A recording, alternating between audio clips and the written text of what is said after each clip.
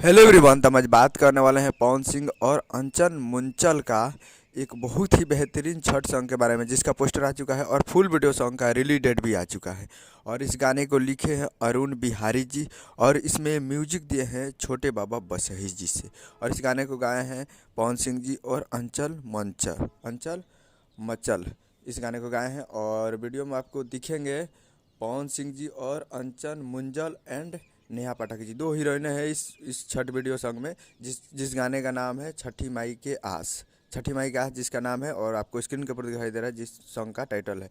और ये full video song release इन 18 नवंबर 2023 को सुबह 6 बजे फुल वीडियो सॉन्ग को रिलीज़ किया जाएगा। यानी कल सुबह में इसको फुल वीडियो सॉन्ग को रिलीज़ किया जाएगा। तैयार रहिएगा।